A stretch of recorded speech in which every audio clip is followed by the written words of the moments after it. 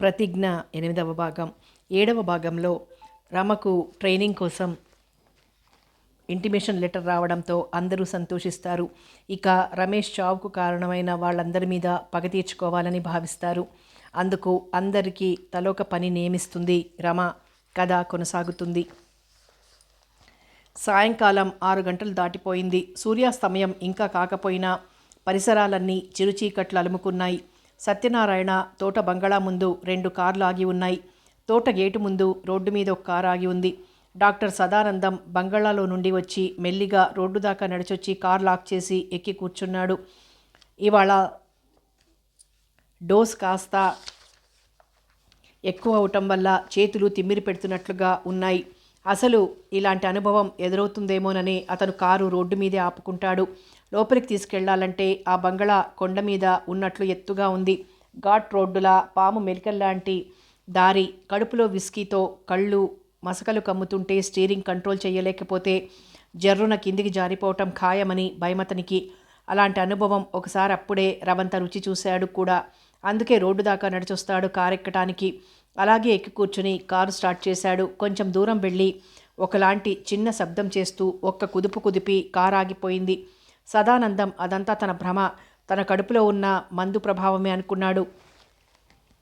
తస్సదియ్య, మనిషి కడుపులో దూరి వాడికి ఎలాంటి భ్రమనైనా కలిగిస్తావు కదే, మనిషిని భలే ఆటలాడిస్తావు. నేను స్వంతంగా డ్రైవ్ చేస్తూ కూడా కారు ఆగిపోయిందని ఎలా అనుకుంటాననుకున్నావు అని విస్కీని ఉద్దేశించి తనలో తనే గొణుక్కుంటూ ఓసారి దర్పంగా నవ్వుకున్నాడు. కానీ కొద్ది క్షణాలు గడిచాక అతనికి అర్థమైంది కారు నిజంగానే కదలటం లేదని. తన చేతులు వట్టివే స్టీరింగ్ని అటు ఇటు కదిలిస్తున్నాయని, కాళ్ళు క్లచ్ని యాక్సిలేటర్ని తొక్కి తొక్కి వదులుతున్నాయని. మెల్లిగా కిందికి దిగాడు. కారు చక్రాలు ఒక్కొక్కటి పరీక్షగా చూశాడు. అతని ప్రాణం ఉసూరుమంది. నా కర్మ కాకపోతే పంచర్ ఇవాళే అవ్వాలా అనుకుంటూ గత్యంతరం లేనివాడిలా డిక్కీ తెరిచి జాక్ తీసి టైర్ తీయటానికి కూర్చున్నాడు. ఒకవేళ కాళ్ళీడ్చుకుంటూ బంగళా దాకా వెళ్ళినా ప్రయోజనం ఉండదని అతనికి తెలుసు. ఇవాళ సత్యనారాయణ, లక్ష్మీపతి కూడా వాళ్లే డ్రైవ్ చేసుకుంటూ వచ్చారు కార్లు. డ్రైవర్లు రాలేదట. ఈ సమయంలో వాళ్ళిద్దరూ నాకు సహాయపడతారనుకోవటం తెలివి తక్కువతనం.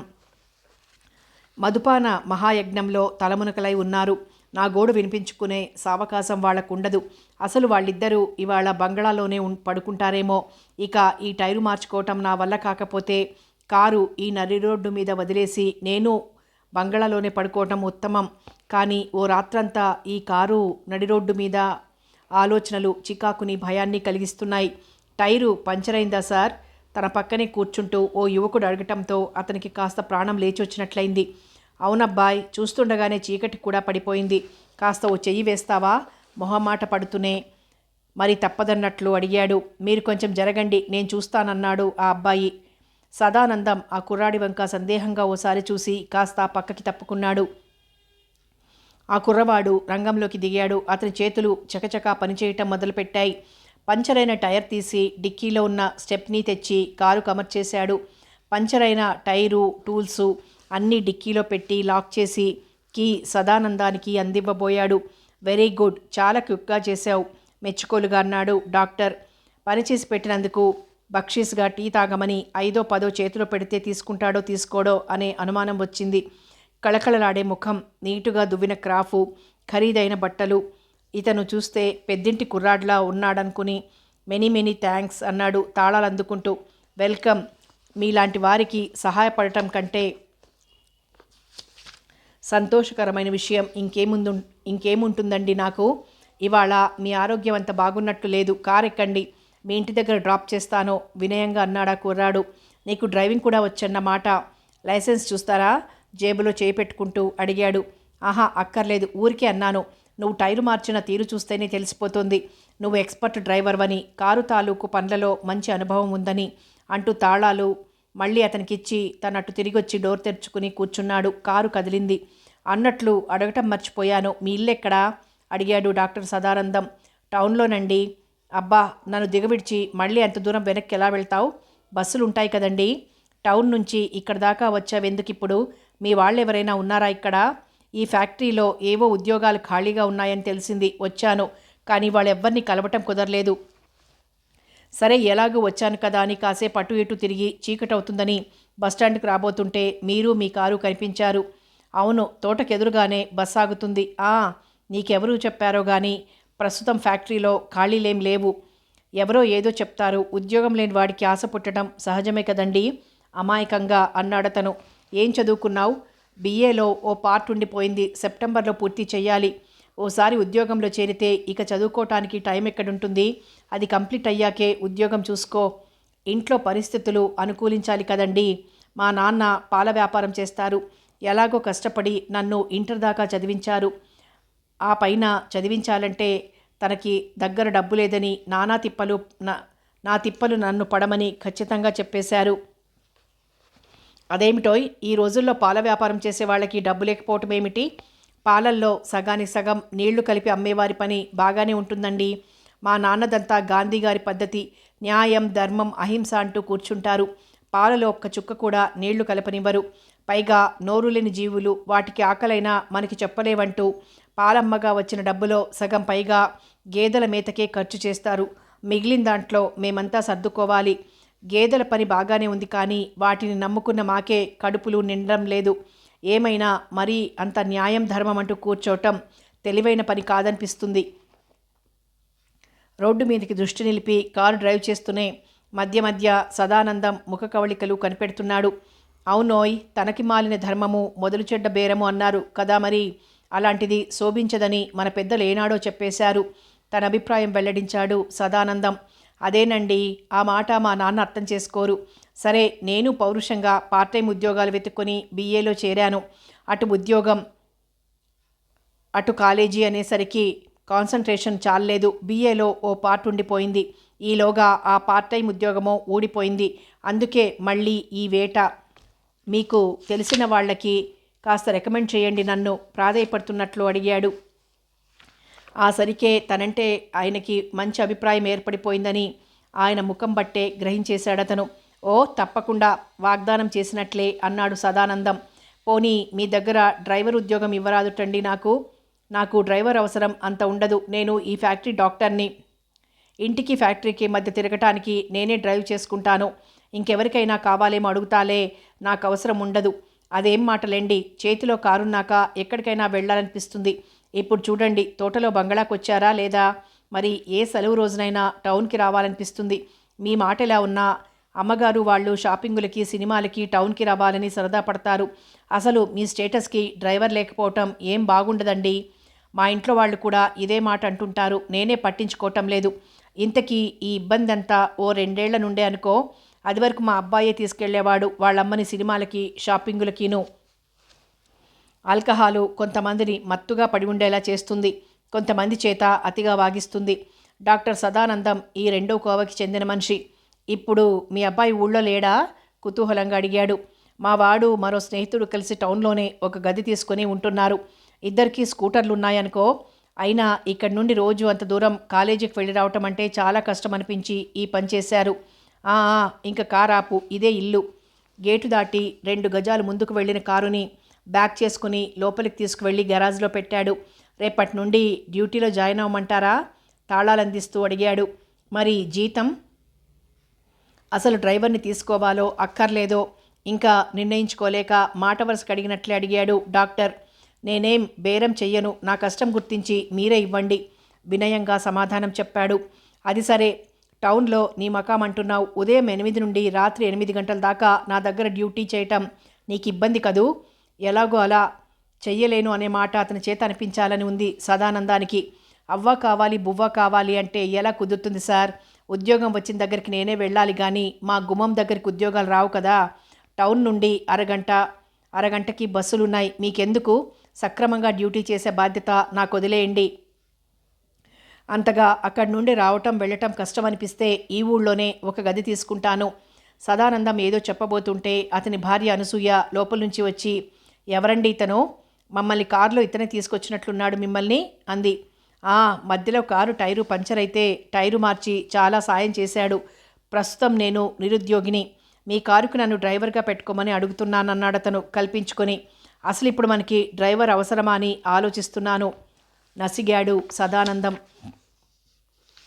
ఒక్కసారి ఇలా వస్తారా అని అతన్ని లోపలికి తీసుకువెళ్ళి, మీరు భలేవారే, ఎక్కడికైనా వెళ్ళాలంటే నాకెంత ఇబ్బంది అవుతుందో మీకెన్నిసార్లు చెప్పినా అర్థం కావటం లేదు. మీరు పట్టించుకోవటం లేదు. సరే, ఇన్నాళ్లకి దేవుడు పంపించినట్లే ఈ కుర్రాడొస్తే ఇంకా మీనమేషం లెక్క పెడతారా? ఎంతకో అంతకి మాట్లాడి రేపటి నుండి పనిలోకి రమ్మనండి. చేతిలో 4 పైసలు ఆడుతున్నప్పుడే అన్ని దర్జాలు అనుభవించాలి, అన్ని సరదాలు తీర్చుకోవాలి. ఆ కుర్రాడు బుద్ధిమంతుడిలా కనిపిస్తున్నాడు. అమ్మాయిలు నేను బయటికి వెళ్ళాలంటే, ఎప్పుడైనా టౌన్కి వెళ్ళాలంటే రాత్రైనా పగలైనా ఏం భయం ఉండదు. మీరు చెప్పండి అతనికి రేపటి నుండి పనిలోకి రమ్మని అని ఓ చిన్న ఉపన్యాసం లాంటిది ఇచ్చేసింది. మీరు టౌన్కి వెళ్ళాలంటే నేనే తీసుకువెళ్తున్నాను కదా. శని ఆదివారాలైతే అబ్బాయి ఉండనే ఉంటాడు నసిగాడు సదానందం. తీసుకువెళ్తారు, ఇద్దరికిద్దరే. మమ్మల్ని కారులో ఎక్కించుకున్న దగ్గర నుండి ఎప్పుడెప్పుడు మమ్మల్ని వదిలించుకుందామా, ఎప్పుడెప్పుడు ఇంట్లో దిగబెట్టేద్దామా అని ఒకటే కంగారు పడిపోతూ ఉంటారు. ఇంకా ఎంతసేపు ఈ షాపింగ్, ఇంకా ఎంతసేపు ఈ పేరంటం అంటూ ఒకటే ఊదరగొట్టేస్తారు. అన్ని హంగులు ఉన్నాయన్న మాటే గాని హాయిగా వాటిని అనుభవించే యోగం నా ముఖాన ఇంతవరకు రాసలేదు. ఉడుకుమొత్తనంగా అంది అనసూయ. సరే సరేలే, ఇతన్ని పెట్టుకుందాం, ఏదో పని నడిచిపోతుంది కదా అని అశ్రద్ధ. కానీ నిన్ను ఇబ్బంది పెట్టాలని కాదు.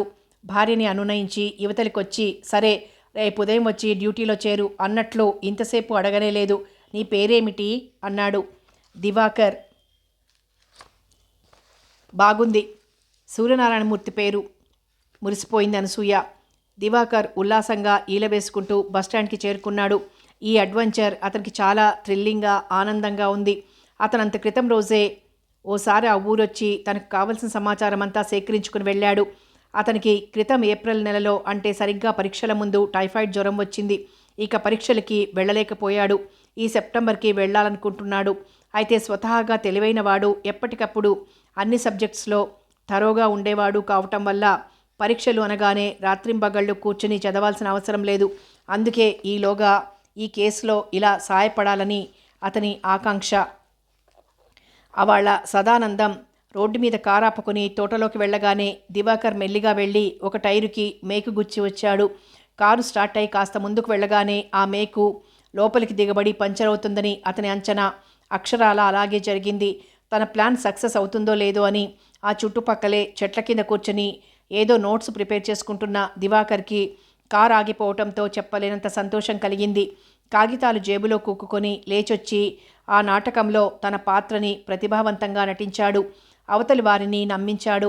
ఇక గెలుపు ఎంతో దూరం లేదనుకున్నాడు. ఉబ్బిపోయిన ఛాతీ దర్పంగా నిమురుకుంటూ. డాక్టర్ గారు డ్రైవింగ్ లైసెన్స్ చూపించమనలేదు, అయినా రేపు డ్యూటీలో జాయిన్ అవుతాను కనుక అది తెచ్చుకోవాలనుకున్నాడు. వస్తున్న బస్సు వంక చూస్తూ. మాధవరావు యువకుడు, చాలా చురుకైనవాడు. బెంగళూరులో ఒక ఫ్యాక్టరీలో పనిచేస్తుండేవాడు. ఏదో సందర్భంలో సత్యనారాయణకి పరిచయం అయ్యాడు. అంతవరకు తన ఫ్యాక్టరీలో ఉంటున్న ఇంటర్నల్ ఆడిటర్ మూర్తి హఠాత్తుగా గుండెపోటుతో మరణించటం వల్ల మరో ఆడిటర్ కోసం చూస్తున్నాడు సత్యనారాయణ. మాధవరావుతో పరిచయం అయ్యాక అతన్ని తీసుకుంటే బాగుంటుందనిపించింది. అతని గురించి వాకబు చేశాడు. నమ్మదగిన మనిషి అని అతనికి నమ్మకం కలిగింది. పైగా మాధవరావు లా కూడా పాస్ అయ్యాడు. లీగల్ అడ్వైజర్గా కూడా పనికొస్తాడనే ఆలోచన కూడా వచ్చింది. ఓనాడు మాధవరావుని కదిలించాడు. నాకు ఇక్కడ ఉద్యోగం విసుగ్గా ఉంది. ఆంధ్ర వైపు వచ్చేసి స్వంతంగా ప్రాక్టీస్ పెట్టుకుందామనుకుంటున్నాను. ఇక ఎక్కడా జాబ్ చేయాలని లేదన్నాడతను. డాక్టర్లు, లాయర్లు, ఆడిటర్లు స్వంతంగా బోర్డులు కట్టుకుని ప్రాక్టీస్ పెట్టుకున్న వాళ్ళంతా వటుడింతై అన్నట్లు పుంజుకుంటారనుకోవటం అతి ఆశే అవుతుంది. అందులోనూ నువ్వు చాలా కాలం క్రిందటే అక్కడి నుంచి వచ్చేసానంటున్నావు. నీలాంటి కొత్తవాడికి ప్రాక్టీస్ రావటం కష్టం. నువ్వు మళ్ళీ ఏ పేరున్న ఆడిటర్ దగ్గరో చేరాలి. అదంతా ఎందుకు, నా ఫ్యాక్టరీలో చేరు, మంచి జీతం, ఉండటానికి ఇల్లు అన్నీ ఇస్తాను అన్నాడు సత్యనారాయణ. మాధవరావుని రికమెండ్ చేసిన వారు అతని గురించి గొప్పగా చెప్పటం వల్ల సత్యనారాయణకి అతన్ని వదలాలనిపించలేదు. పైగా తనకి తక్షణం మనిషి అవసరం ఉంది. అయితే ఓ చిన్న రిక్వెస్ట్, మీ పనికి ఎలాంటి ఇబ్బంది రానివ్వను, కానీ తీరిక సమయంలో బయటి కేసులు కూడా నేను స్వంతంగా చూసుకోవటానికి మీరు పర్మిషన్ ఇవ్వాలి అన్నాడు మాధవరావు. ముద్దొచ్చినప్పుడే చంకెక్కాలి అన్న సూత్రాన్ని అమలుపరుస్తూ 1 నిమిషం తటపటాయించాడు సత్యనారాయణ. ఆ వెంటనే తనకేమీ ఇబ్బంది రానివ్వనంటున్నాడు కదా అని మనసులోనే నిశ్చయించుకొని, సరే నీ మాటే కానీ, అయితే ఒక్క విషయం మాత్రం గుర్తుంచుకోవాలి, మా పనికి ఎలాంటి లోటు రానివ్వకుండా సిన్సియర్గా పని చేయాలి మరి అన్నాడు షరతు పెడుతున్నట్లు. మీరే చూస్తారుగా హామీ ఇచ్చాడు మాధవరావు. అన్నట్లుగానే ఈ 4-5 సంవత్సరాల నుండి శ్రద్ధగా సత్యనారాయణకి సంతృప్తి కలిగేలా పనిచేస్తున్నాడు. ఉదయం 7 గంటలవుతోంది. మాధవరావు ప్యాంటు బుష్ కోటు వేసుకొని షూ తొడుక్కుంటున్నాడు డ్రాయింగ్ రూమ్లో కూర్చుని. ఇంతలో కాలింగ్ బెల్ మోగింది. చూడరా రాము, ఎవరో వచ్చారు. లోపలికి ఓ కేక పెట్టాడు. ఎవరో అబ్బాయి, పేరు చైతన్యట, మిమ్మల్ని చూడాలంటున్నాడని చెప్పాడు రాము చూసొచ్చి. అబ్బాయా అంటే మరీ చిన్న అబ్బాయి కాదండి, ఓ 20 ఏళ్లుంటాయేమో, రాము తల గోక్కుంటూ చెప్పాడు. మాధవరావు షూలేసులు ముడేసుకుని వరండాలోకి వెళ్ళాడు. నమస్కారం సార్, మీకు టైపిస్ట్ కావాలని తెలిసొచ్చాను వినయంగా అన్నాడు చైతన్య. అదివరకు ఎక్కడైనా చేశావా? అతన్ని చూడగానే ఇంప్రెస్ అయిన మాధవరావు వివరాల కోసం అడిగాడు. లేదండి, నేను ఇప్పుడు ఫస్ట్ ఇయర్ BA చదువుతున్నాను. ఇంతవరకు ఎలాగో గడిచిన కుటుంబం ఇప్పుడు నేను కూడా సంపాదిస్తే గానీ గడవని స్థితికి వచ్చింది. నాన్నగారు ఓ చిన్న కంపెనీలో గుమాస్తా, చాలని జీతం, పెద్ద కుటుంబం. దిగులంతా కళ్లల్లో నింపుకొని ప్రాధేయపడ్డాడు. అయితే చదువు మానేస్తావన్నమాట జాలిగా అడిగాడు మాధవరావు. లేదండి, చదువుకుంటూనే ఉద్యోగం చేయాలనుంది. మీకు కూడా పార్ట్ టైం టైపిస్ట్ అయినా చాలునని తెలిసింది. ఆ మధ్య సరదాగా నేర్చుకున్న టైపు ఇలా నాకు ఓ ఆధారం చూపించగలదనే ఆశతో వచ్చాను. బాగానే ఉంది, కానీ ఏ టైంలో రాగలవు? ఎంతసేపు ఉంటావు? సాయంకాలం కాలేజీ అవగానే వస్తాను. ఎంత రాత్రి దాకానైనా ఉండగలను. క్లాస్ పాఠాలన్నీ ఉదయమే చదివేసుకుంటాను. మీకు ఎలాంటి ఇబ్బంది కలిగించను. ప్లీజ్ నాకు ఒక ఆధారం చూపించండి. చైతన్య వినయ విధేయత, చురుకైన కళ్ళు, తెలివైన ముఖం ఇవన్నీ మాధవరావుకి బాగా నచ్చాయి. సరే అయితే సాయంకాలం 5 గంటల నుండి రాత్రి 8 దాకా నీ డ్యూటీ, నీ పని ఎప్పుడు నచ్చకపోతే అప్పుడు వెంటనే తీసేస్తాను. ఇది మాత్రం గుర్తుంచుకో యజమాని దర్పంతో అన్నాడు. అలాగే సార్, కానీ నా పని నచ్చక నన్ను తీసేయటం అన్నది జరగనే జరగదు. మీరే చూస్తారుగా. ఇవాళ చేరిపోమంటారా పనిలో? ఉత్సాహంగా అడిగాడు. సరే, నీ పేరు చైతన్య అని చెప్పినట్లున్నావు కదూ? అవును సార్. గుడ్. నీలో పొంగి పొరలుతున్న చైతన్యం చూసి మీ వాళ్ళు నీకు ఆ పేరు పెట్టారేమో మెచ్చుకోలుగా అన్నాడు. అంతే అయ్యుంటుంది బిడియంగా నవ్వాడు చైతన్య. అక్కడ అతనికి ఉద్యోగం ఖాయమైపోయింది. విశ్వనాథం గారున్నారా? ఓ సాయంకాలం అతని ఇల్లు వెతుక్కుంటూ వెళ్ళి గేటు దగ్గర ఎదురైన వ్యక్తిని అడిగాడో యువకుడు. నేనే. ఏం కావాలి? వాకిట్లో కుండీలలో పెంచిన పూల చెట్లకి పట్టిన చీడకొమ్మలని కత్తిరిస్తున్న విశ్వనాథం చేస్తున్న పడిగాడు. నా పేరు సురేష్. కొన్నాళ్ల క్రితం ఈ ఫ్యాక్టరీలో సమ్మె సందర్భంగా అరెస్ట్ అయి పోలీస్ స్టేషన్లో. రమేష్ తమ్ముడివా నువ్వు? సంభ్రమంగా సంతోషంగా అడిగాడు. రమేష్ పేరు తలుచుకుంటుంటే అతనికి ఎన్నో విషయాలు గుర్తొస్తున్నాయి. అవును, మీతో కొంచెం మాట్లాడాలని వచ్చాను. మతిలేని వాడిలా నిన్ను గేటు దగ్గర నిలబెట్టేశాను చూడు, రారా. నేను ఒక సమయంలో 2-3 సార్లు మీ ఇంటికి వచ్చాను, నిన్ను చూశాను కూడా. సారీ, గుర్తుపట్టలేకపోయాను. పద లోపల కూర్చుందాం. అమ్మ నాన్నగారు అంత బాగున్నారా? రమాదేవి అని ఏదేదో హడావిడిగా మాట్లాడేస్తూ విశ్వనాథం ముందు నడుస్తుంటే సురేష్ అతన్ని అనుసరించాడు. తర్వాత సురేష్ తన పథకమంతా వివరించి, నేనిది సాధించాలంటే మీ సహాయం కావాలి అన్నాడు. తప్పకుండాను. నీలాంటి వాడికి ఉపయోగపడటం కంటే ఇక నా జీవితానికి సార్థకత ఏముంటుంది? ఎంత కష్టమైనా సరే ఇది సాధిద్దాం. ఇకపోతే నీకు ఆఫీస్లో ఉద్యోగం దొరకటం కొంచెం అనుమానం. అక్కడ ఖాళీలు ఉన్నాయో లేవో నువ్వు రేపు సాయంకాలం ఓసార్రా, నేను కనుక్కొని చెప్తాను. ఒకలాంటి ఉద్వేగంతో విశ్వనాథం నరనరం పులకించిపోతోంది. ఇలాంటివి కథల్లో చదివాడు, సినిమాల్లో చూశాడు, కానీ తన కళ్ళ ముందే యథార్థంగా జరగబోతోంది అంటే అతనికి ఎంతో ఎగ్జైటింగ్గా ఉంది.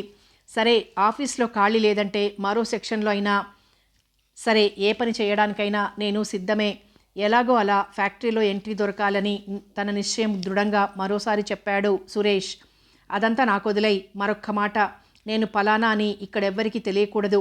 సురేష్ జాగ్రత్తలు చెప్తుంటే విశ్వనాథం అభిమానంగా మెచ్చుకోలుగా నవ్వాడు. అది నువ్వు వేరే చెప్పాలా? నువ్వు నిశ్చింతగా ఉండు. నిన్ను ఈ ఫ్యాక్టరీలో చేర్పించి నీ పని సాధించి నువ్వు బయటికి వెళ్ళేదాకా నిన్ను కంటికి రెప్పలా చూసుకుంటాను. ఈ క్షణం నుండి నేను నీకు గార్డియన్ని అనుకో. ఇలాంటి పని మాలో ఒకరం ఇన్నాళ్ళు ఎందుకు చేయలేకపోయామా అని ఆలోచిస్తుంటే నాకు చాలా బాధగా బిడియంగా ఉంది. పోనీలే, ఈ అవకాశం నువ్వే తీసుకుని ఆ ఘనత నీకే దక్కడం కూడా భగవన్ నిర్ణయమేమో. మా అమ్మ చెప్పినట్లు దేనికైనా ఓ రోజు రావాలేండి. ఈలోగా మనకు ఐడియాలు రావు, వచ్చినా అవి అక్కరకు రావు. నిజమే, హిరణ్యకశిపుడి లాంటి వాడిని సంహరించటానికి అతని కర్మ పరిపక్వమయ్యి అంత్యదినాలు ఆసన్నమయ్యేదాకా వేచి ఉండడం సాక్షాత్తు ఆ శ్రీ మహావిష్ణువుకే తప్పలేదు. ఇక ఈ కలియుగ దానవులకి మట్టుబెట్టడానికి మనలాంటి వాళ్ళం కాలం కలిసొచ్చేదాకా ఎదురు చూడక తప్పదు. మరి అంతవరకు మనకి ఉపాయాలు తట్టవు, పరిస్థితులు అనుకూలించవు. సరే వస్తానండి అని సురేష్ లేవబోతుంటే, అరే ఉండు, కాఫీ తాగి వెళ్తూ కానీ అని అతన్ని వారించి వెళ్ళి 2 కప్పుల కాఫీతో తిరిగొచ్చాడు. మీకు చెప్పలేదు కదూ, నేను BA పాస్ అయ్యాను. టైపు షార్ట్ హ్యాండ్ నేర్చుకోవటం మొదలుపెట్టాను. పరీక్షలకి ఇంకా వెళ్ళలేదు, కానీ బాగానే చెయ్యగలననే నమ్మకం ఉంది. కాఫీ సిప్ చేస్తూ చెప్పాడు సురేష్. Very good. ఫ్యాక్టరీలో పాదం మోపటానికి ఏదొక అదనపు క్వాలిఫికేషన్ అవుతుంది. పరీక్షలదేముందిలే, పని ముఖ్యం కదా అని ఏదో చెప్పి కార్యం సాధించవచ్చు. విశ్వనాథం అంత ధైర్యంగా మాట్లాడుతుంటే సురేష్కి అరచేతిలో వైకుంఠం కనిపించినట్లే అయింది.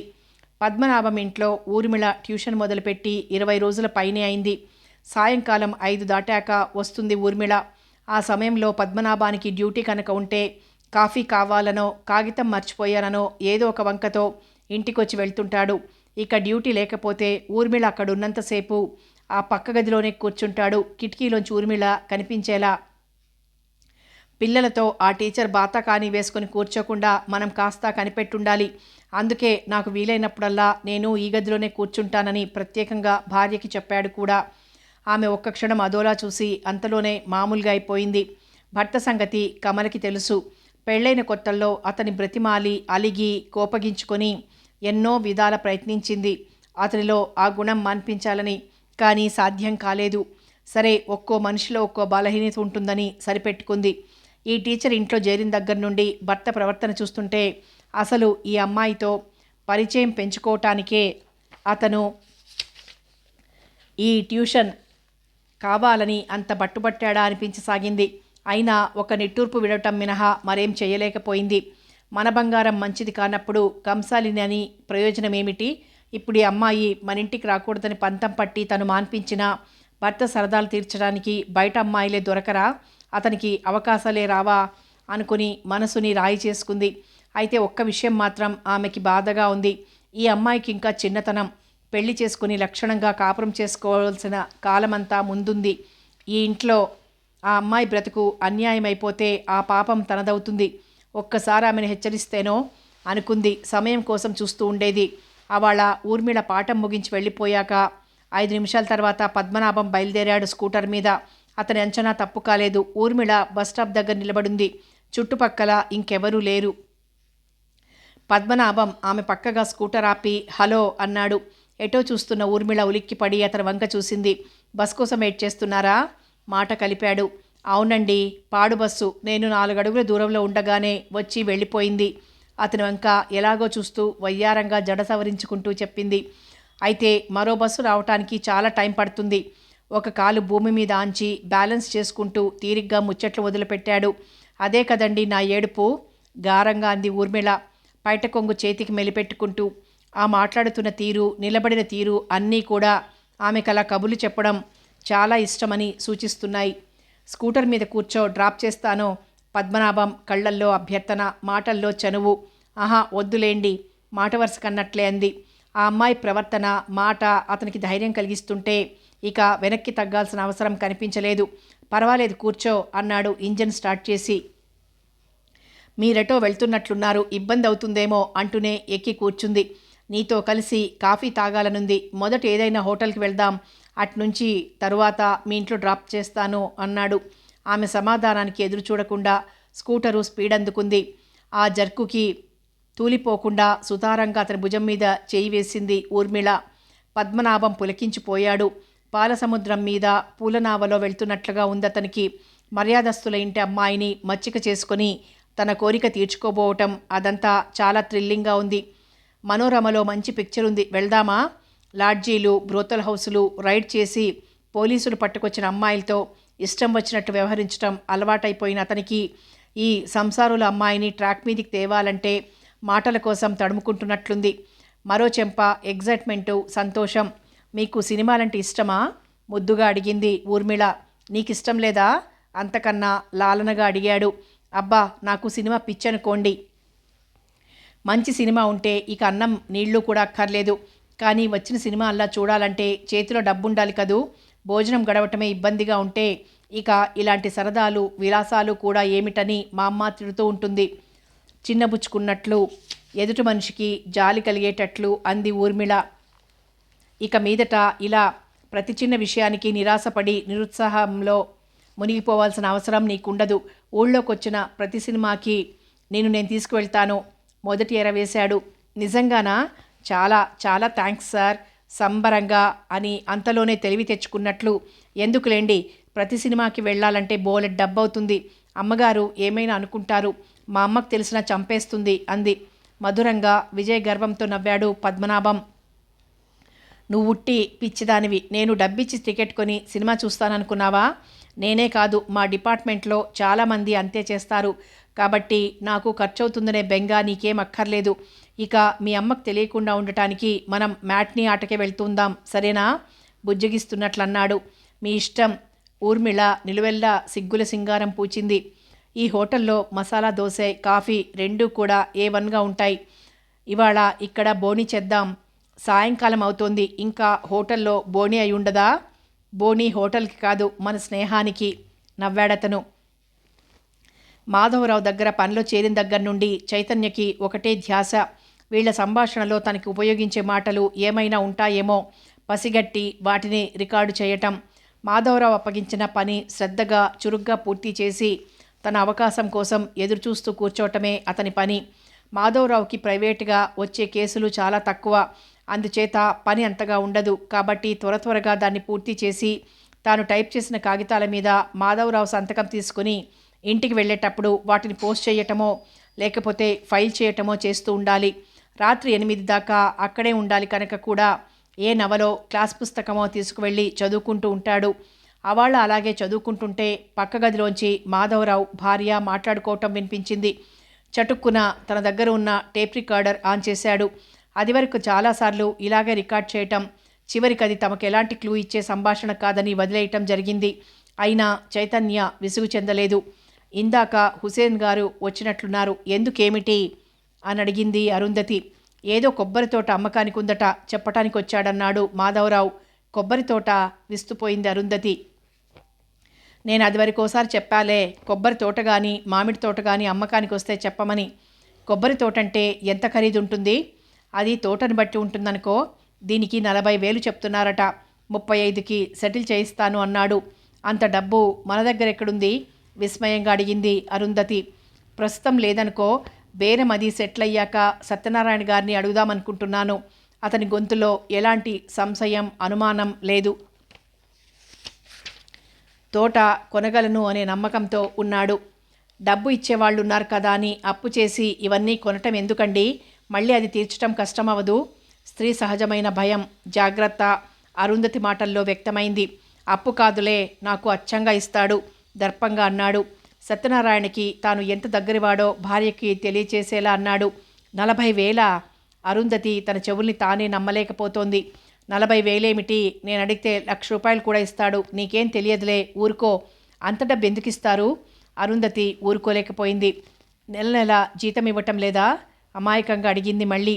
ఇక ప్రశ్నలతో నన్ను విసిగించక వెళ్ళి నీ పని చూసుకో, కాస్త కసిరినట్లే అన్నాడు మాధవరావు. అరుంధతి వెళ్ళిపోయినట్లయింది. మరి మాటలు వినిపించలేదు. చైతన్య టేప్ రికార్డర్ ఆపేసి పుస్తకాల పక్క నుండి తీసేసి తన జేబులో పెట్టేసుకున్నాడు. అతనికి ఆనందంతో గంతులు వెయ్యాలనిపిస్తోంది. ఉత్సాహం ఉప్పెనలా పొంగుకొస్తోంది. ఆ సత్యనారాయణ ఇతనికి అడిగినంత డబ్బివ్వటానికి ఏదో ప్రబలమైన కారణమే ఉంటుంది. అది మాకు ఉపయోగపడేదే అయితే ఇక మేము పని సాధించినట్లే అనుకున్నాడు. ఇంటికి వెళ్ళగానే రమక్కకి ఇది చెప్పాలి. ఆ సురేష్ని అలర్ట్గా ఉంది. ఈ మాధవరావు సత్యనారాయణ సంభాషణ రికార్డ్ చేయమనాలి. బహుశా ఈ వారంలోనే ఇతను వెళ్తాడేమో సత్యనారాయణని అడగటానికి. అయినా రేపటి నుండే సురేష్ని ప్రయత్నం మీద ఉండమనాలి. ఆఫీస్లో మాట్లాడుకుంటారా అలాంటి విషయాలు? తోట బంగళాలో తీరిగ్గా ముచ్చటించుకుంటారేమో అనుకుంటూ తనలో తనే మురిసిపోతున్నాడు.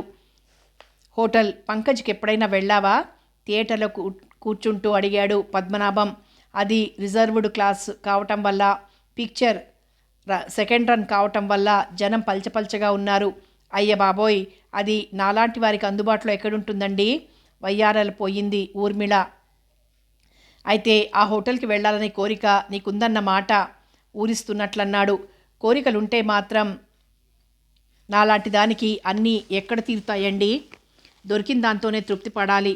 పద్మనాభం ఏదో అనబోయాడు. ఇంతలో బాయ్ 2 కూల్ డ్రింక్ బాటిల్స్ తీసుకొచ్చాడు. పద్మనాభం ఒక సీసా ఊర్మిళకిచ్చి మరోటి తను తీసుకున్నాడు. వాళ్ళు ఏ థియేటర్కి వెళ్ళినా ఇది మామూలే. టికెట్ లేకుండా సినిమా చూపించడమే కాకుండా 2-3 సార్లు కూల్ డ్రింక్సో కాఫీలో కూడా ఇస్తారు. అయితే ఆ హోటల్లో స్పెషల్ డీలక్స్ రూమ్లో ఒకరోజు గడపటాన్ని నువ్వు ఒక అదృష్టంగా భావిస్తున్నావు కదూ? మెల్లిగా మాటలతో ఆమెను రెచ్చగొట్టి ఉచ్చు బిగించాలని చూస్తున్నాడు. ఇంతవరకు హోటళ్లలో కాఫీ టిఫిన్లు తీసుకోవటం, సినిమాలు చూడటం తప్ప అతని అసలు కోరిక తీరలేదు కాదా మరి? నెల సంపాదనంతా కలిసినా కూడా అక్కడ ఒక్కరోజు రూమ్ రెంట్కి సరిపోదు. ఇందాకే చెప్పాను కదూ, కొంతమందికి కొన్నే అందుబాటులో ఉంటాయని. నిజానికి ఇలా తమరు సినిమాలు చూడగలుగుతున్నానంటే, హోటళ్లలో టిఫిన్లు ఆరగిస్తున్నానంటేను అదంతా మీ దయ వల్లే జరుగుతోంది. లేకపోతే నాకంత తాహతు ఎక్కడిది చెప్పండి? స్ట్రాతో డ్రింక్ తాగుతూనే ఓరగా అతని వంక చూసింది.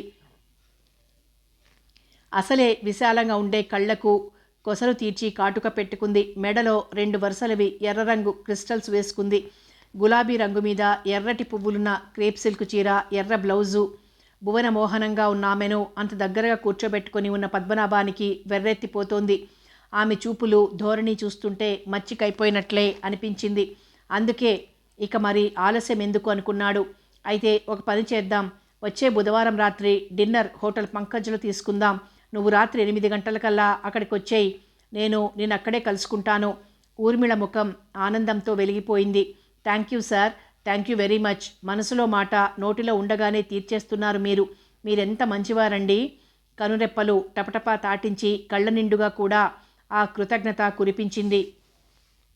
మరి నా కోరిక ఒకటి నువ్వు తీరుస్తావు. పద్మనాభం కళ్ళ నిండా కాంక్ష. చెప్పండి ముద్దుగా అడిగింది. థియేటర్లో లైట్లు ఆరిపోయి తెర మీద ప్రకటనలు పడుతున్నాయి. భోజనం అయిన తర్వాత రాత్రికి అక్కడే ఉండిపోదాం. హోటల్ పంకజ్ డీలక్స్ రూమ్లో కనీసం ఒక్క రాత్రైనా గడపని వాడి బ్రతుకు వ్యర్థమని నువ్వే అంటావు. తరువాత మీ అమ్మకి ఏదో ఒక వంక చెప్పేసిరా. మా అమ్మ ఊరికి వెళ్ళింది కనుక ఏమీ ఇబ్బంది లేదనుకోండి. కానీ నా కోసం మీరంత డబ్బు ఖర్చు పెట్టడం, మిమ్మల్ని చూస్తే నాకు జాలేస్తోందండి. ఆ చీకట్లో సుతారంగా ఆమె ముక్కు పట్టి ఊపి, అస్తమానం డబ్బు డబ్బు అని గుర్తు చేసి నన్ను హడలగొట్టకు. నీలాంటి అందమైన అమ్మాయి కోసం ఎంత ఖర్చు చేసినా తక్కువే అనిపిస్తుంది నాకు. అయినా హోటల్ పంకజ్ ప్రొప్రైటర్ నాకు తెలిసిన వాడే, మన దగ్గర డబ్బేమీ తీసుకోడు అన్నాడు. అయితే ఆ హోటల్ మనకి ఫ్రీ అన్నమాట. ఎప్పుడు కావాలంటే అప్పుడు వెళ్తూ ఉండొచ్చు అన్నమాట కదూ? అమాయకంగా సంబరపడుతూ అడిగింది. ఓ తప్పకుండా, నీకెప్పుడు వెళ్ళాలనిపించినా సరే 1 గంట ముందుగా నాతో చెప్తే చాలు, అన్ని ఏర్పాట్లు చేయిస్తాను. తన మాటకిక తిరుగులేదన్నట్లు పైకి చెప్పాడు. కానీ లోపల మాత్రం కట్టుకున్న పెళ్ళాన్ని భరించినట్లు బ్రతికున్నంతకాలం నిన్ను చంకన పెట్టుకుని ఊరేగుతాననుకుంటున్నావా? నిజం చెప్పాలంటే భార్యల సరదాలు తీర్చటమే మానేశారు చాలామంది. నీ మీద మోజు తీరిందాకా నువ్వు అడిగినవన్నీ తీరుస్తాను. ఆ మోజు తీరిపోయాక ఇప్పటిదాకా నాతో గడిపిన మందతో నువ్వు చేరిపోతావు. నా పాదాల కింద నలిగిపోయిన పువ్వులెన్నో నాకే తెలియదు, ఇక నీకేం తెలుస్తుంది అనుకున్నాడు. ఏమిటి ఆలోచిస్తున్నారు? గోముగా అడిగింది అతను మౌనంగా ఉండటంతో. వచ్చే బుధవారం గురించి బంగారు కలలు కంటున్నాను. తమకంగా చూస్తూ చిలిపిగా నవ్వాడు. పకపక నవ్వాలనిపించింది ఊర్మిళకి. కానీ అది సినిమా హాల్ అన్న విషయం గుర్తొచ్చి ముసిముసిగా నవ్వి మరింత మురిపించింది. సురేష్ ఉద్యోగంలో చేరి 4 రోజులైనా గడవకుండానే సత్యనారాయణకి కుడిభుజంలా తయారయ్యాడు. అతని వాక్చాతుర్యం, పనిలో అతను చూపించే శ్రద్ధ సత్యనారాయణని ముగ్ధుణ్ణి చేశాయి. ఆ ఆఫీస్లో పనిచేసే టైపిస్టులో ఒకడు 2 నెలలు లీవ్ మీద వెళ్ళటం కేవలం కాకతాళీయమే. సురేష్కు ఎలాగో అక్కడ దూర్చాలి అని అన్ని సెక్షన్లలోకి ఓ కన్ను వేసి ఉంచిన విశ్వనాథం ఆ అవకాశాన్ని అందుకున్నాడు. 2 నెలలే కదటయ్యా, ఈ భాగ్యానికి కొత్తవాడిని తీసుకుంటే అతనికి పని నేర్పే లోపనే 2 నెలలు గడిచిపోతాయి. లీవ్లో వెళ్ళిన వాడు తిరిగి వచ్చేస్తాడు. అందుకే ఇప్పుడు మరో మనిషిని తీసుకోకుండా ఆ ఉన్నవాళ్ల చేతే ఆ పని కూడా చేయించుకోవచ్చు. అంతగా అయితే వాళ్ళకి ఓవర్ టైం ఇద్దాం అన్నాడు సత్యనారాయణ. యూనియన్ లీడర్గా విశ్వనాథానికి అతని దగ్గర కాస్త చనువు ఉండడం వల్ల అంత వివరంగా చెప్పాడు సత్యనారాయణ. అతనిలో ఆ రమేష్ గొడవ తర్వాత విశ్వనాథం పట్ల బహిర్గతంగా ఒకలాంటి బెదురు బిడియం కించిత్ చోటు చేసుకున్నాయి. మీరు ఓవర్ టైం ఎలాగో పే చేస్తామంటున్నారు, దాని బదులు మరో మనిషిని వేసుకుంటే ఇంకో కుటుంబానికి రవంత ఆధారం చూపించినట్లుంటుంది, ఆ మిగిలిన వారికి ఊపిరాడనంత పనిచేసినట్లు ఉండదు అన్నాడు మెల్లిగా విశ్వనాథం. 2 నెలలే కదా సత్యనారాయణ సమర్థన. ఈలోగా అతను మరో ఉద్యోగం వెతుక్కోవటానికి కాస్త టైం ఉంటుంది. చాలా ఇబ్బందుల్లో ఉన్నారట. సురేష్ అని కుర్రాడు చాకులా ఉన్నాడు. టెంపరరీగా అయినా సరే ఏదైనా ఆధారం చూపించమని కాళ్లావేళ్లా పడుతున్నాడు అని యజమాని మనసు కరిగించాడు విశ్వనాథం. స్టెనోకమ్ టైపిస్టుగా టెంపరరీ బేసిస్ మీద అపాయింట్ అయ్యాడు సురేష్. నెల అయినా గడవక ముందే సత్యనారాయణకి పిఏ ఏమో అనిపించేంత ప్రాపకం సంపాదించుకున్నాడు. సత్యనారాయణ అతని పట్ల చూపించే వాత్సల్యం, నమ్మకం ఒక ఎత్తైతే, అతను పని వారందరి దగ్గర యజమానికి తాను చాలా కావలసిన వాడిని అన్నట్లు పోజు కొట్టడం మరొక ఎత్తుగా ఉంది.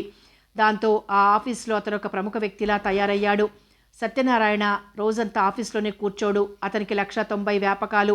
సురేష్ చకచక తనకు అప్పగించిన పని పూర్తి చేసుకుని ఫ్యాక్టరీ అంతా చుట్టొస్తాడు. అకౌంట్స్ విషయాలు కనుక్కుంటాడు, గోడౌన్ వివరాలు సేకరిస్తాడు. ఈ అన్ని పనులలో అతనికి విశ్వనాథం సహాయం పరోక్షంగా ఎంతైనా ఉంటుంది. ఎవరికి వారే ఈ సురేష్ యజమానికి చాలా కావలసిన మనిషి అనుకుని అతను అడిగిన సమాచారం అందిస్తున్నారు. అక్కడ ఒక్కో రోజు గడుస్తున్న కొద్దీ ఒక్కో మెట్టు పైకెక్కుతున్నట్లుగా ఉంది సురేష్కి.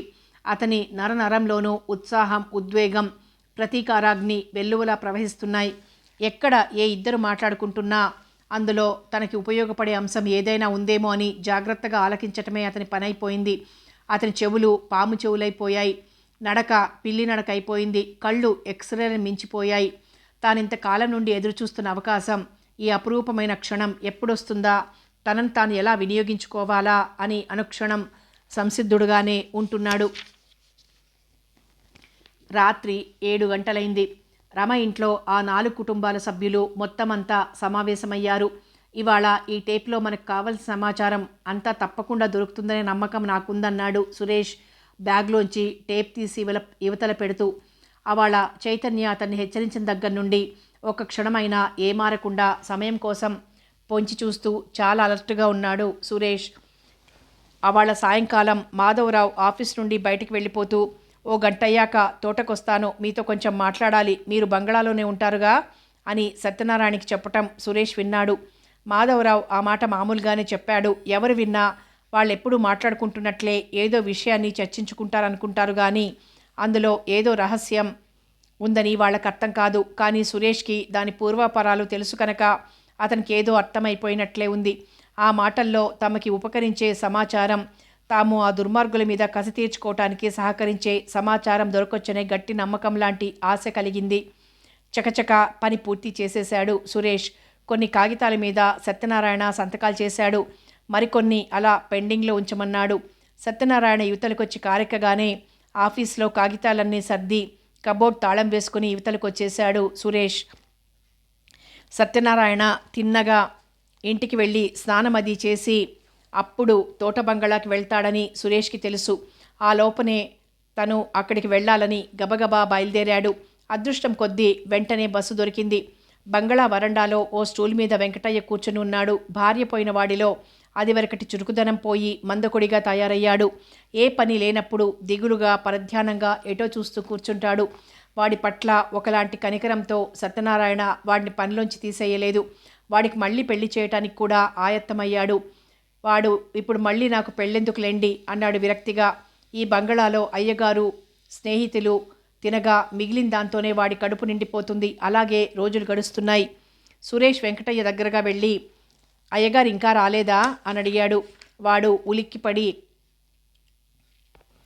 లేచి నిలబడి, దండాలు బాబు, అయ్యగారు ఇంకా రాలేదు, వచ్చే వేళయింది అన్నాడు. ఆయనతో ఒక మాట చెప్పాలి, ఆఫీస్లో మర్చిపోయాను, ఇక్కడ ఉంటారేమోనని ఇలా వచ్చాను. సరేలే, రేపు వస్తాను, నాకు కాసిని మంచినీళ్ళు తెచ్చిపెట్టన్నాడు. వెంకటయ్య లోపలికి వెళ్ళాడు. సురేష్ డ్రాయింగ్ రూమ్లో ఉన్న టేప్ రికార్డర్లో టేప్ పెట్టి యువతలకు వచ్చేశాడు. కారు హారన్ వినిపించింది. కాసేపు కూర్చోండి బాబు, అయ్యగారు వచ్చేస్తారన్నాడు వెంకటయ్య లోపల నుండి మంచినీళ్ళు తెచ్చిస్తూ. లేదులే, రేపు చెప్తాననేసి యువతలకొచ్చి తోటలోనే ఎవరికీ కనిపించకుండా కూర్చున్నాడు. ముందు సత్యనారాయణ కారు వచ్చింది. తరువాత 5 నిమిషాలకి మాధవరావు స్కూటర్ మీదొచ్చాడు. సురేష్ గుండెలు ఒకలాంటి ఆనందంతో, ఆరాటంతో, భయంతో గబగబా కొట్టేసుకుంటున్నాయి. ఒకలాంటి టెన్షన్తో నుదురు, మెడ, అరచేతులు చెమటలు పట్టేస్తున్నాయి. రుమాల్తో వాటిని అద్దుకుంటూ అలాగే కూర్చున్నాడు. కాసేపటి తరువాత మాధవరావు వెళ్ళిపోయాడు. మరో 5 నిమిషాలు ఆగి సురేష్ బంగళా లోపలికి వెళ్ళాడు. సత్యనారాయణ అప్పటికే పీకల దాకా తాగి అసలు మనిషిలో స్పృహ ఉందా లేదా అన్న స్థితిలో ఉన్నాడు. కానీ సురేష్ని గుర్తుపట్టి ఇక్కడికెందుకు వచ్చావు అన్నాడు కసిరినట్లు.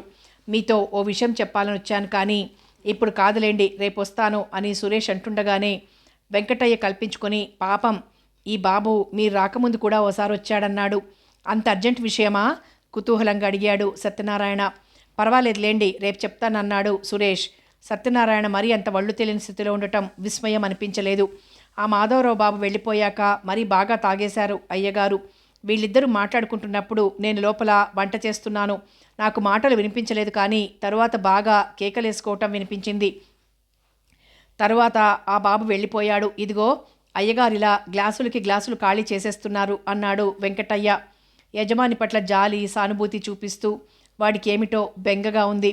అవేమైనా ముఖ్యమైన విషయాలేమో మనకేం తెలుస్తుందిలే, నేను వెళ్తున్నానన్నాడు సురేష్. అక్కడున్నంతసేపు అటు ఇటు తిరుగుతూ అక్కడి వస్తువు ఇక్కడ, ఇక్కడి వస్తువు అక్కడ సర్దుతున్నట్లు నటిస్తూ టేప్ తీసి జేబులో పెట్టేసుకున్నాడు. అప్పటికి సత్యనారాయణ కళ్ళు పూర్తిగా మూతలు పడిపోయాయి. ఈ బాబు ఈ నిద్రలేచేదెప్పుడో, బువ్వ తినేదెప్పుడో దిగులుగా అన్నాడు వెంకటయ్య. అంతవరకు ఇక్కడే కూర్చో జాగ్రత్త అని హెచ్చరించి వచ్చేశాడు సురేష్. ఆ టేప్ సంగతి అందరికీ చెప్పి గబగబా అందరినీ సమావేశపరిచాడు. అది ఆ సమావేశం. అంతా ఊపిరి బిగబట్టినంత నిశ్శబ్దంగా, కుతూహలంగా కూర్చుని టేప్ ఆన్ చేశారు. వచ్చావా? నీకోసమే చూస్తున్నాను. ఇది సత్యనారాయణ గొంతు. నేను మీతో మాట్లాడాలని వచ్చాను. అప్పుడే మీరు బాటిల్ మూత తీసుకొని కూర్చున్నారేమిటి? ఇది మాధవరావు గొంతు. తస్సదియ్యా, రోజు నాతో కూర్చొని గ్లాసులకి గ్లాసులు ఖాళీ చేసే నువ్వు ఇవాళ ఏదో మడికట్టుకున్నట్లు మాట్లాడుతున్నావేమిటి? యజమాని హోదాలో బింకంగా అన్నాడు. సారీ సార్, ఈ ద్రవం కడుపులో పడితే మనం సరిగ్గా మాట్లాడుకోలేమేమో అనే అనుమానంతో అన్నాను. నోనో, అదేం లేదు. ఎలాంటి విషయాలు మాట్లాడుకోవాలన్నా, ఎలాంటి పరిష్కారాలు చేసుకోవాలన్నా మన మధ్య ఈ మద్యం ఉండాల్సిందే అన్న విషయం నీకు తెలుసు. ఇందా గ్లాస్ తీసుకో. ఇప్పుడు చెప్పు, నీ ప్రాబ్లం ఏమిటి? నాకు 50,000 కావాలి అడిగాడు మాధవరావు. పెళ్ళున నవ్వాడు సత్యనారాయణ. ఏంటయ్యోయ్, నేను మద్యం తాగితే సరిగ్గా మాట్లాడలేనేమో అన్నావు, కానీ ఏమీ తీసుకోకుండానే నీ నోట్లోంచి చాలా చిత్రమైన మాటలు వస్తున్నాయి. అసలు నువ్వు నిజంగా అడుగుతున్నావా? నాతో పరాచికాలాడుతున్నావా? నా కొంటి మీద స్పృహ ఉండే ఇదంతా మాట్లాడుతున్నాను. నేను అడిగిన 50,000 చాలా తక్కువ మొత్తం. మీరు చేసే అక్రమాలన్నింటికీ ఎప్పటికప్పుడు కమ్ముకొస్తున్నాను కదా, అందుకోసం 1,00,000 రూపాయలైనా అడగొచ్చు, అది మీకు తెలుసు. అయితే ఎప్పటికప్పుడు నేను నీకేం ముట్ట చెప్పటం లేదా? కటువుగా ఉంది సత్యనారాయణ కంఠం. ఏమిచ్చారు? ఉల్లిపాయ అంతా మీరుంచుకొని ఆ పై పొర నా ముఖాన్ని విదిల్చారు. అయినా చుక్కమ్మ కేసులో నాకింకా ఏమీ ముట్టలేదుగా. మాధవరావు గొంతులో ధైర్యంతో పాటు బెదిరింపు కూడా ఉంది. చుక్కమ్మేమిటి, కేసేమిటి? ఇంటి దగ్గరే పీకమొయ్య తాగొచ్చినట్లున్నావు, అందుకే ఇలా శుద్ధ బద్ధం లేని మాటలు వస్తున్నాయి నిర్భయంగా మందలించాడు సత్యనారాయణ. నాకేం తెలియదనుకోకండి. ఆ వేళ వెంకటయ్యని మీరే కావాలని టౌన్కి పంపించారు. మర్నాడు ఉదయం దాకా వాడు తిరిగి రాలేని పని కల్పించారు. ఇక అప్పుడు చుక్కమని టీ చేసి పెట్టమని పిలిపించారు. మెల్లగా మీ కోరిక చెప్పినా అది లొంగకపోతే బలాత్కారం చేశారు. అది పారిపోతుంటే వెంబడించారు. అది విషయం అందరికీ చెప్పి మీ పరువు తీస్తుందేమోనని దాని పీక పిసికి బావిలో పడేశారు. తరువాత అదే కాలు జారి పడిపోయిందని వెంకటయ్యని నమ్మించి పోలీస్ కేసు ఏం లేకుండా అన్నీ సర్దుబాటు చేసుకున్నారు. ఒకసారి కేసు అంటూ జరిగితే అది హత్య అని అందరికీ తెలిసిపోతుంది కదా. మరి కథలు బాగానే అల్లగలవే. పెళ్ళున నవ్వాడు సత్యనారాయణ. కథలు కాదు, ఇదంతా యథార్థమని మీకు తెలుసు. అవాళ మీరిద్దరూ ఈ బంగళాలోంచి పరుగులు పెట్టుకుంటూ వెళ్ళటం కళ్ళారా చూశాను. మిగిలింది ఊహించాను. చిక్కు ఎక్కడొచ్చిందంటే, మీరు పాపం ఏదో మాట్లాడదామని వచ్చిన రమేష్ని చూశారు, కానీ నన్ను చూడలేదు. అది అతని దురదృష్టం. అన్ని విధాలా మీకు పక్కలో బల్లెంలా తయారయ్యాడని అతని మీద పగ పెంచుకున్న మీకు ఇంకా పుండు మీద కారం రాసుకున్నట్లయింది. రమేష్ ఈ విషయం ఎవరికైనా చెప్తాడని, ఆమె చావు సహజమైంది కాదని అందరికీ అనుమానం వస్తుందని ఆ అమాయకుడిని అప్పటికప్పుడు అరెస్ట్ చేయించి ఆ రాత్రే విషం పెట్టి అతని ప్రాణాలు తీయించారు. అది పైకి రాకుండా ఆ ప్రభుత్వ ఆసుపత్రి డాక్టర్ని, పోలీస్ ఇన్స్పెక్టర్ని కూడగట్టుకున్నారు. నా విషయం మీకు తెలియదు కనుక నాకేమి ఇవ్వక్కర్లేదనుకుంటున్నారేమో. సరేలేండి, అవసరం వచ్చినప్పుడే అడగొచ్చునని నేను ఊరుకున్నాను. అయితే చాలా పెద్ద ప్లాన్ మీదే వచ్చినట్లున్నావు. నీకెలాగా అంతా తెలిసిపోయింది కనుక చెప్తున్నాను. నన్ను అర్థం చేసుకోవటానికి కూడా కాస్త ప్రయత్నించు. నేను తలుచుకుంటే నీ శాల్తీనే గల్లంతు చేయగలననే విషయం నువ్వు గ్రహించుకుంటే మంచిది. తాటాకు చప్పుళ్ళకి బెదిరే కుందేల్ని కాను నేను. అండర్స్టాండ్? గట్టిగా అరిచాడు.